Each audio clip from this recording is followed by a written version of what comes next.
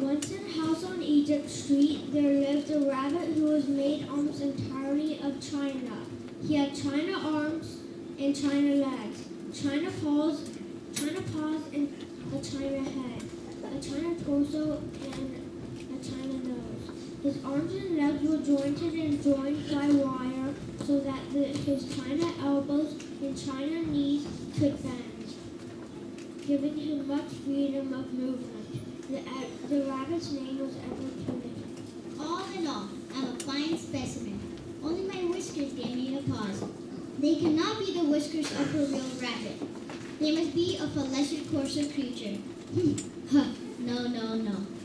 Edward could not bear to consider what unsavory animal they were from, so he did not. He preferred as a rule not to think unpleasant thoughts. Tra-la-la-la-la.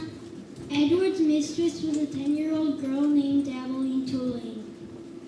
Oh, Edward, how handsome you are. Here's your fresh outfit for the day.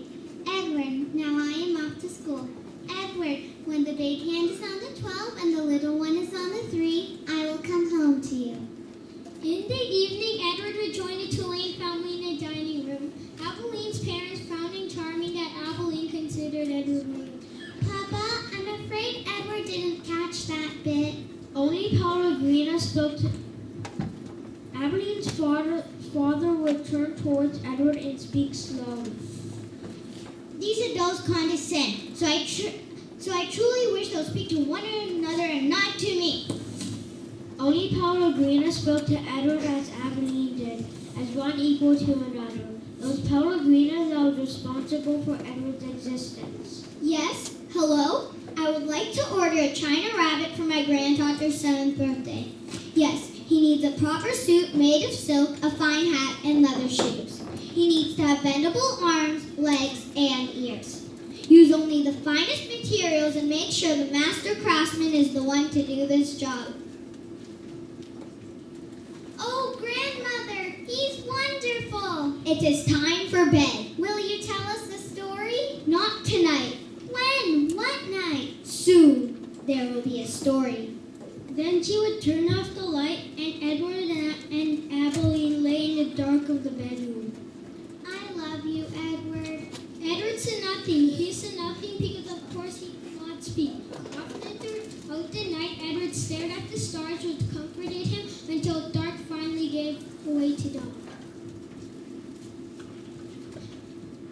She's called Queen Mary. You and your mama and I shall all sail all the way to London. What about Pellegrina? I will not go. I will stay. And what about Edward? What about him, darling? Will Edward be sailing on the Queen Mary with us? Well, of course, if you wish. Although you're getting a little old for such things as china rabbits. Nonsense! Who will protect Abilene if Edward's not there? Yes, who will watch over Abilene if the rabbit were not there? Why was Pellegrina staring at me like a hawk, watching a mouse on the ground? That night, Pellegrina said, Tonight there will be a story for both you and the rabbit. There once was a beautiful princess who loved no one. Her father wanted her to marry, so he invited a prince to the castle, who immediately fell in love with the princess. When the prince presented the princess with a ring to ask for her hand in marriage, she simply swallowed the ring and said, Here's what I think of love. She ran away from the castle and got lost. The princess had to run away. Soldiers, you must go and find her. For several days, the princess was hungry, and she finally found a witch's house. She saw a rattlesnake, a tarantula, skulls, and a crystal ball. What do you want? I need food and shelter. I am the princess, and I have lost my way. There will be consequences if you don't help me. You dare to talk to me about consequences?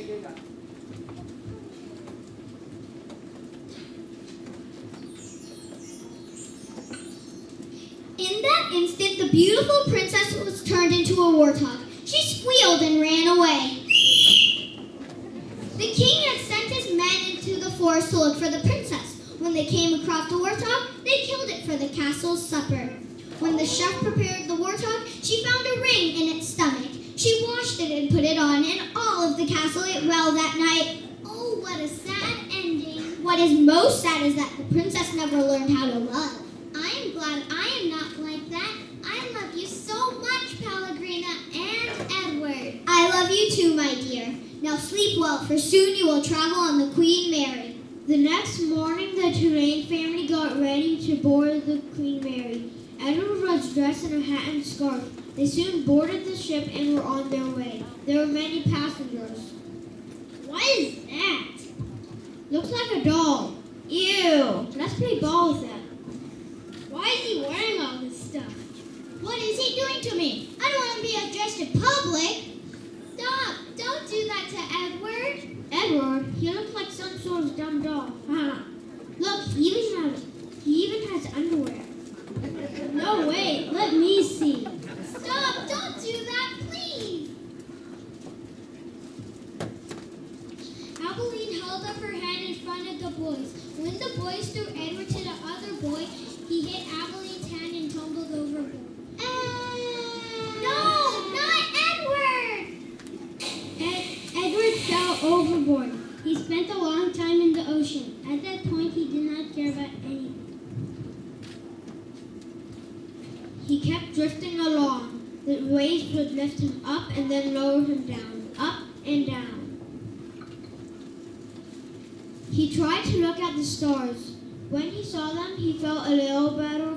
But when it was cloudy, he felt sad again. Finally, a fisherman fished him out from the sea. What's this? Oh, I bet Nellie would like this. How would you like to come home with me, little fella? I brought you this from the sea. I'll say it's a rabbit. I like it. I'll call it Susanna. She needs a dress. I'll make her one. A dress. How plain this looks. I'm not just a rab. You really like it? I just love Susanna. Then her daughter came to town. Hi, Lolly. Welcome home. What's that? Why is it staying on the sofa? Why? It's my rabbit. Why does a rabbit need a dress? Well, it makes her look pretty. She never made a dress for me. Nellie pays more attention to that silly rabbit than to me. Have a nice trip. Good riddance. I am the king of the world. I am the king of garbage. The world is made of garbage, so therefore I am the king of the world. The world is made of garbage? Edward stayed buried for a long time. The only thing that brought him peace was when the stars came out at night. What a dreadful place. At least I can see the sparkling stars at night. How did I even get myself into this? Edward awoke to the sound of barking, and it was getting louder. What's that? It looked like a rabbit. Let's name him Malone. You look like you see some action, Malone. I'm going to take you on an adventure. Bull took Edward to his campfire and introduced him to other homeless people. There were several children who were eager to meet Edward. They introduced each child and their names circled in Edward's head over and over again. Time for an adventure, Malone. Ever ride a train? It's about time you did. We'll wake up real early in the morning and catch the freight train. Bull, Lucy, and Edward jumped on a moving freight train. It was not easy to grasp and climb on a moving train, but they seemed to do it. Edward feared he would not make it and be left alone for some ravenous forest creature to gnaw on him.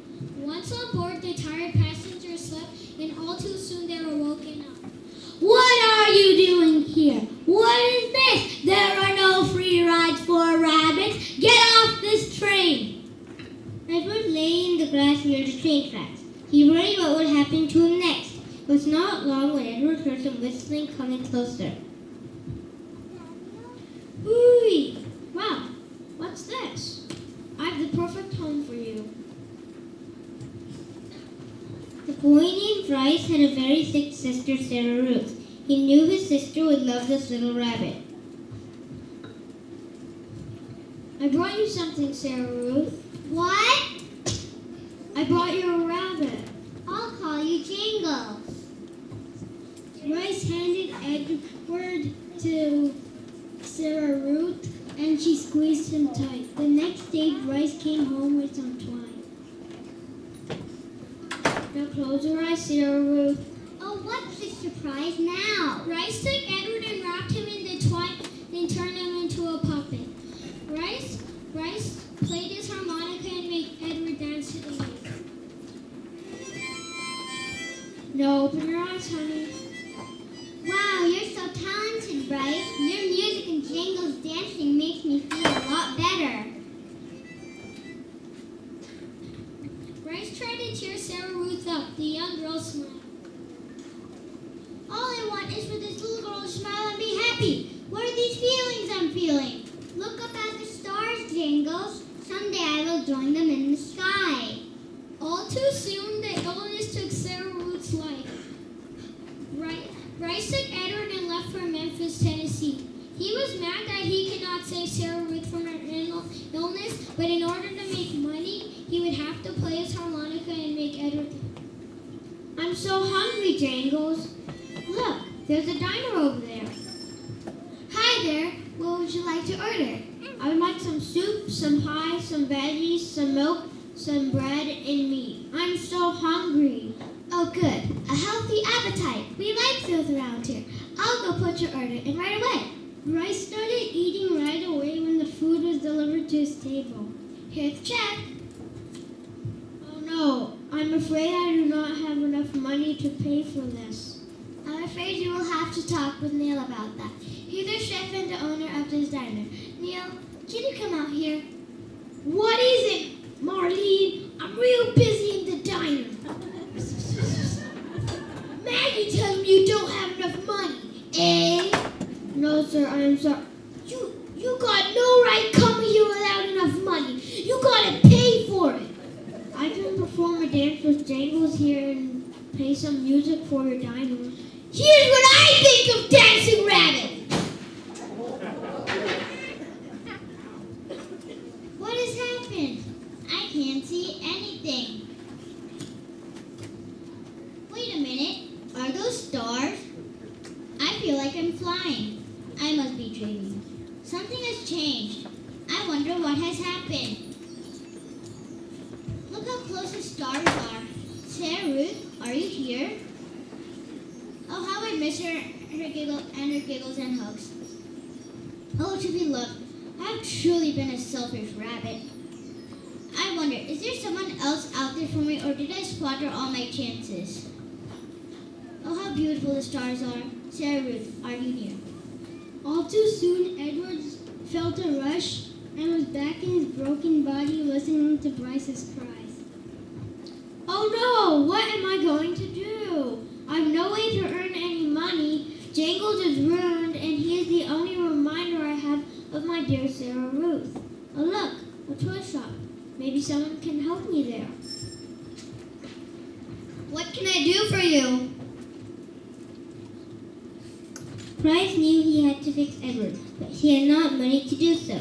He found a toy shop and hoped someone in there would help him out. What can I do for you?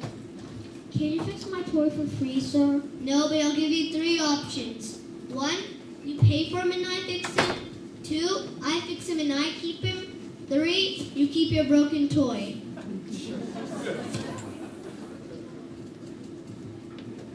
Well, Sir, you can fix him and keep him.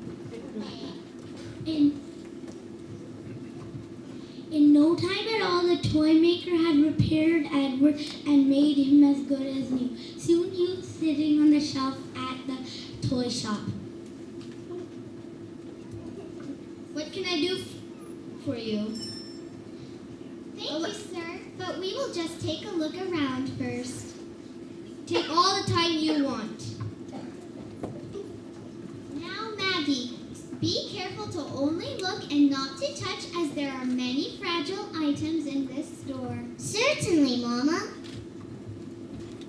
Where am I now? You're in a toy shop now. You're competing with all the new toys to be bought. You'll probably never leave. You still have cracks on your face. I don't want to be purchased. I have no interest in being loved. I've been here for 5 years. No one even checked the shelf. It's too high. Mama, look! I found a rabbit on the top shelf. Oh, I had one of those when I was a girl.